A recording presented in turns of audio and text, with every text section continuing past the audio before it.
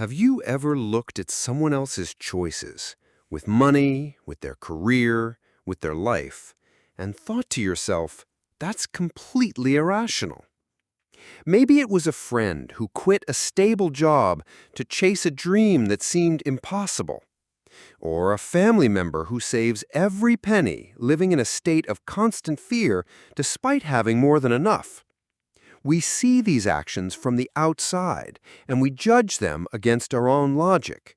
We label them as reckless or foolish or paranoid. But what if I told you that no one is crazy? What if every single decision that seems illogical to you makes perfect sense to the person making it? And what if your own most logical, most rational decisions are based on a story you didn't even write? This is the freedom equation. Today, we are exploring the invisible blueprint, the deeply personal, often unconscious map that dictates how we see the world. And we will learn that the first step to true freedom is understanding the ghost in your own machine. In his profound book, The Psychology of Money, author Morgan Housel introduces a revolutionary idea. Our financial behaviors have very little to do with how smart we are, and almost everything to do with our personal history. He says, your personal experiences with money make up maybe 0.0000001% of what's happened in the world, but maybe 80% of how you think the world works. In other words, we don't make decisions based on cold, hard data. We make them based on the stories we've lived, the lessons we learned at the dinner table, the fears we absorbed from our parents, the unique economic and emotional climate we were born into.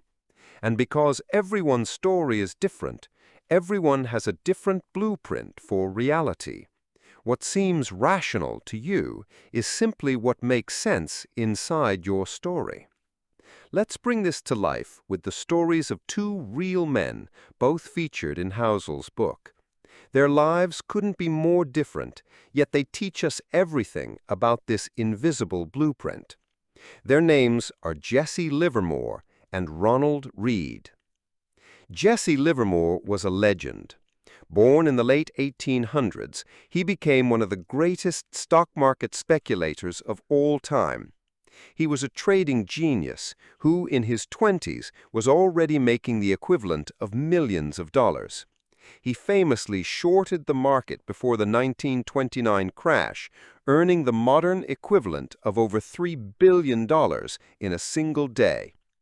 His blueprint was forged in the high-stakes, volatile world of Wall Street.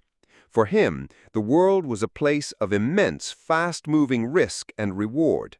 His rational was to use leverage, take enormous bets, and trust his brilliant intuition. But his story is also a tragedy. He lost his fortune multiple times.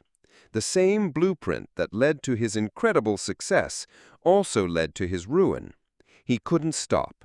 He was constantly chasing the next big trade, and eventually the risks he took consumed him. He died, having lost everything. Now let's meet Ronald Read. No one would have called Ronald Read a legend. He was a janitor and a gas station attendant in rural Vermont. He lived an incredibly simple life. He bought his clothes on sale and drove a second-hand car. To his neighbors, he was just a quiet, humble man. His blueprint was shaped by a life of modesty, practicality, and the lessons of the Great Depression era. But Ronald Read had a secret. For decades, he did two things with his modest savings. He lived below his means, and he bought shares in solid blue-chip companies. And then he waited. He held those shares for decades, letting them grow, reinvesting the dividends, and allowing the quiet magic of compounding to work. When Ronald Read passed away in 2014, this humble janitor, who nobody knew had any money, left behind a fortune of over $8 million. He bequeathed most of it to his local hospital and library. Think about these two men. Livermore, the Wall Street genius with the best education and connections, died with nothing. Reed, the humble janitor with no financial training, died a multi-millionaire philanthropist. Was Jesse Livermore crazy? No. He was a brilliant speculator acting logically within his blueprint of high-stakes risk. Was Ronald Reed a genius? In his own way, yes. He was a patient man acting logically within his blueprint of thrift and consistency. They were playing completely different games with different timelines and different definitions of winning. They were both living out the rational truths of their own invisible blueprint. So where does your own blueprint come from? It's not just one thing. It's woven from countless threads. It's the generation you were born into. Someone who came of age during a war will see the world very differently than someone who came of age during a tech boom. It's the economic status of your family. It's the country and culture you grew up in. But most powerfully, it's the quiet, emotional lessons you learned. Did you learn that money was a source of conflict, a source of joy, or something that was never, ever discussed? What was the first lesson you ever learned about money? Don't think about what you were told. Think about what you felt. What was the emotional charge around money in your home? These blueprints show up everywhere in our lives today, far beyond our bank accounts. They show up in our careers. If your blueprint says that the world is unsafe, you might stay in a job you hate because the alternative feels too risky. If your blueprint says the world is full of opportunity, you might leave that same job without a second thought.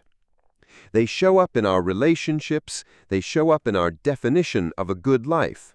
They dictate our sense of what is possible for us. And the most powerful thing about these blueprints is that they are almost entirely invisible to us. We don't see them as a perspective. We see them as reality. We assume everyone is looking at the same map. This is why we judge others. And more importantly, it's why we don't question ourselves. Our beliefs feel less like beliefs and more like common sense. When you think about the word risk, what feeling comes up for you? Is it excitement or is it fear? Now try to trace that feeling back. Where did you first learn to feel that way? So how do we begin to break free? How do we move from being controlled by this invisible blueprint to becoming its conscious architect? The first step is not to erase it. You cannot erase your history. The first step is to simply read it, to unfold the map of your own mind and look at it with curiosity, not judgment. This involves radical self-empathy. Look back at the younger version of you that learned these lessons, the child who overheard stressful conversations about bills, the teenager who saw the world through a specific lens. Understand that the beliefs you formed were a form of protection. They were a survival strategy. Thank that part of you for trying to keep you safe. The second step is to gently question it, to hold the belief up to the light and ask, does this still serve the person I am today? Does this belief create freedom for me, or does it keep me in a cage built for a person I no longer am? Reflect. Whose financial reality, whose definition of success are you still living in? Is it your parents', your grandparents', or is it finally your own? The ultimate form of wealth, the truest form of freedom, is not a number in a bank account. It is the ability to wake up each morning and have control over your own time, to do what you want, when you want, with whom you want. But you cannot achieve that external freedom until you find the internal freedom first, the freedom that comes from understanding your own psychology. You are not crazy. Your beliefs are not random. They are the logical conclusion of your life story up to this point. But the story isn't over. You're holding the pen now. By understanding your invisible blueprint, you gain the power to revise it, to honor where you came from without being imprisoned by it, to build a life that is not just a reaction to your past, but a conscious creation of your future. Your freedom begins the moment you realize you are not just the character in the story, you are also its author. This week, find a quiet moment. Take out a journal or just sit with your thoughts. Ask yourself one question. What is one belief I hold about money or success that I might have inherited? Don't judge it, just observe it, and acknowledge where it came from. That is where the work begins. Thank you for listening to the Freedom Equation. Protect your peace.